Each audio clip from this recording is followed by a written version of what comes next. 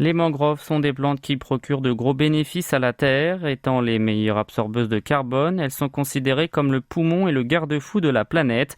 La Chine est l'un des principaux pays qui abrite cette flore, mais elle en a perdu beaucoup depuis des décennies à cause d'un important aménagement du territoire. Face à cette dégradation écologique, les ONG pro-environnement de l'Empire du Milieu mènent depuis des projets de restauration auxquels participent des associations sud-coréennes pour lutter ensemble contre le changement climatique. Par exemple, à Xiamen, dans la province de Fujian, comme dans d'autres marais de mangroves situés en Chine, s'étendent des forêts de ce végétal ligneux d'une longueur de plusieurs kilomètres. Mais 60% de la superficie totale de ces étendues ont été détruites par le drainage, l'extraction de sable et la construction de parcs d'élevage de poissons.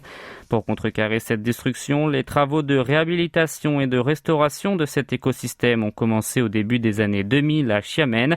Chaque année, des centaines de volontaires y viennent pour planter jusqu'ici au total plus d'1 million de souches, soit 10% de la surface endommagée. Quant aux associations du pays du matin clair, elles se sont mises à participer à cet ouvrage à partir de 2010 pour restaurer 190 000 mangroves qui représentent 180 millions de won, soit environ 134 000 euros.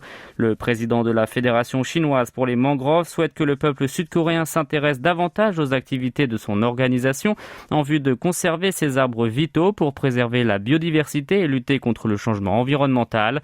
Les deux pays, bien que quelquefois en friction au niveau politique ou culturel, se battent ensemble pour lutter contre le réchauffement climatique dont les conséquences dépassent les frontières.